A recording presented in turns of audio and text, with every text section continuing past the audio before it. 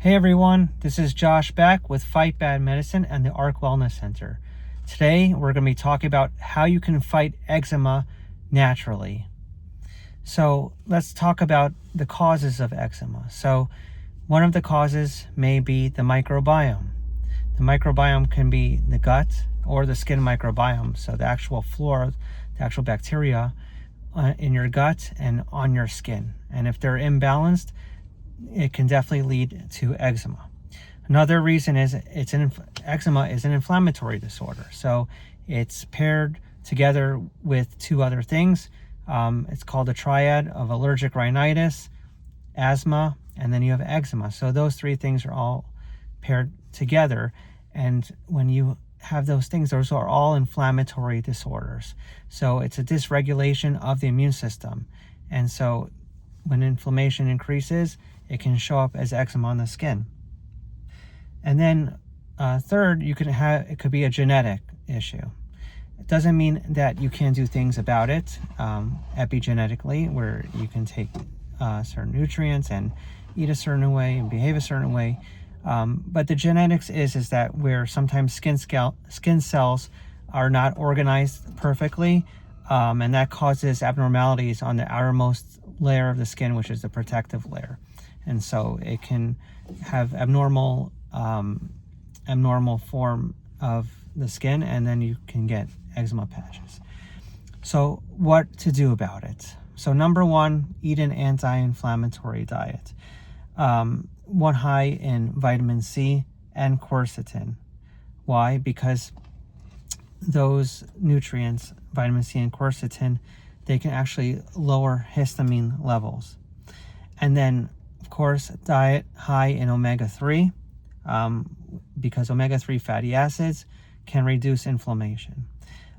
Foods that are high in vitamin C and quercetin, you can see that in some fruits like your berries, some of your citrus fruits, especially that white stuff you see around the citrus fruits, that itself is quercetin. And then omega-3, we know things like salmon, sardines, mackerel for fish, and then plant-based sources, flax seeds, hemp seeds, chia seeds. You also want to avoid certain foods. So there's certain trigger foods. You might find with an elimination diet, you can find out which foods are actually a trigger for your eczema. But common foods that are triggers are gluten, dairy, and sugar. So you probably want to eliminate those first and see if those are culprits. Sugar is never really good. Sugar is always going to be inflammatory. Dairy, sometimes goat dairy works better for people, and therefore won't cause those eczema versus cow dairy because of the difference in casein. And gluten, depending if you are gluten sensitive or you're full on allergic to gluten or possibly even celiac, and that your body can react and create eczema patches. You want to include probiotic foods in your diet, probiotic yogurts or kimchi or sauerkraut, anything that's going to add certain cultures to your microbiome and can actually help with the skin. Some people even will take probiotic yogurt and put it directly on the eczema patches, and that sometimes may be helpful.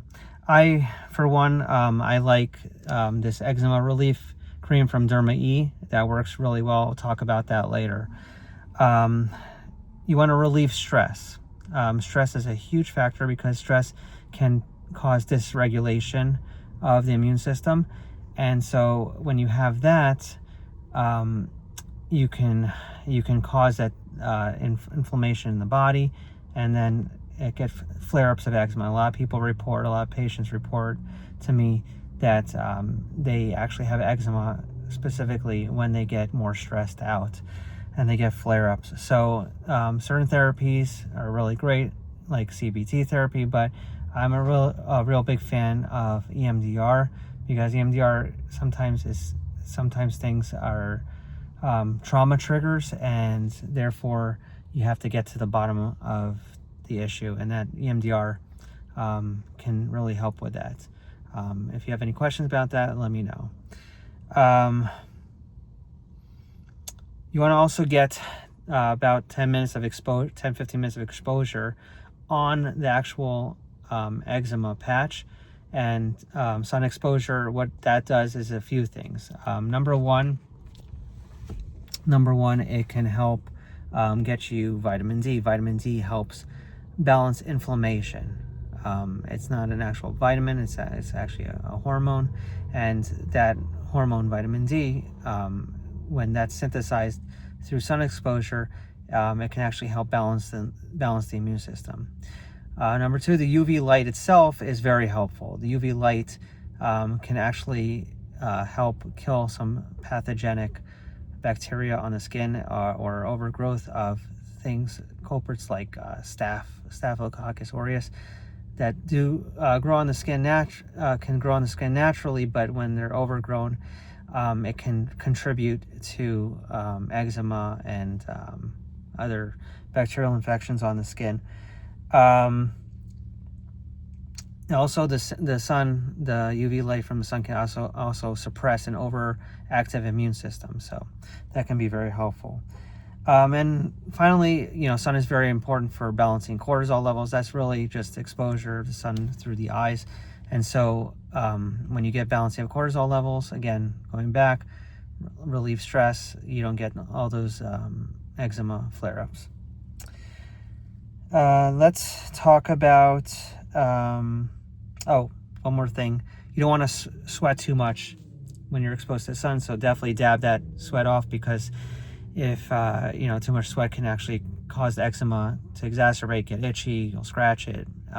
So you want to make sure that you're not sweating too much with the eczema. Going back, for topical treatment, I love the Derma E Eczema Relief Cream.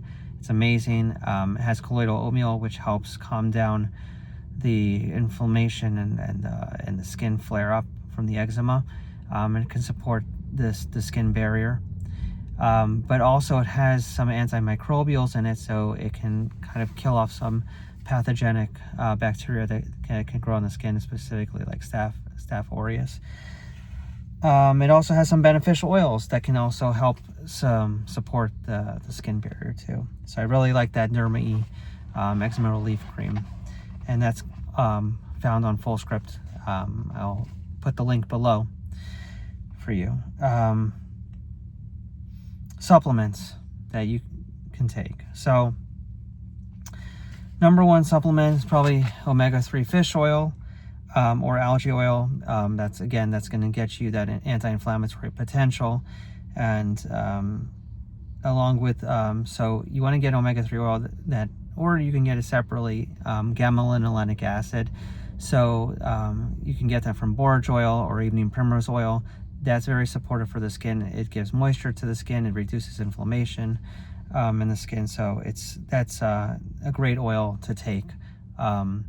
You can use it topically, but taken orally will help your overall the overall skin, not just the patches that show up. It can prevent things from showing up. It'll give the omega-3 fish oil or algae oil and the gamma-linolenic acid not only provides moisture for the skin, but it also can help with reducing inflammation in the skin.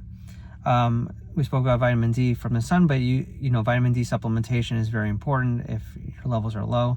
And I would say 98% of cases that I've seen, lab reviews, people were low in vitamin D if they weren't taking vitamin D.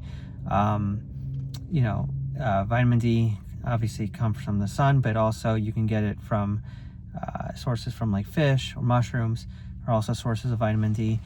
But typically supplementation is needed. For eczema, you want to have the range on your blood test to be between 60 and 80. Other fat-soluble vitamins that are important for the skin are vitamin A and vitamin E. They help with the skin mucosa, and they also help with maintaining the moisture of the skin. You want to get a good quality probiotic if you don't eat a lot of probiotic foods. because that's going to support the gut and the skin microbiome.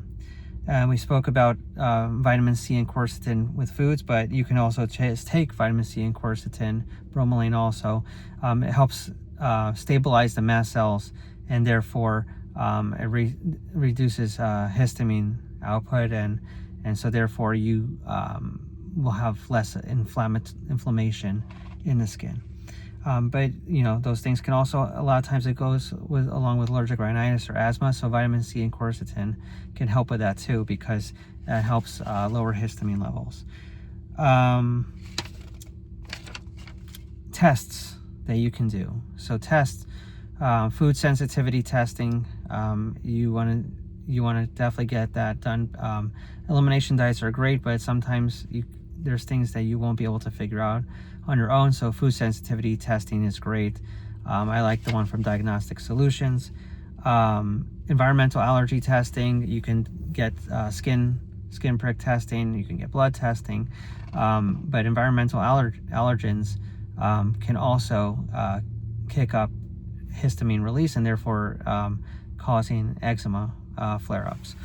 And you want to evaluate your microbiome. So I like the GI map also from Diagnostic Solutions, and vitamin D levels. You want to get your blood levels tested. If you need any testing, just let me know. You can contact me. I can order any testing for you.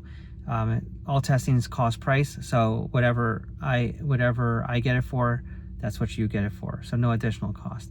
And then supplements, all the supplements I mentioned and more, you can get from my Fullscript account.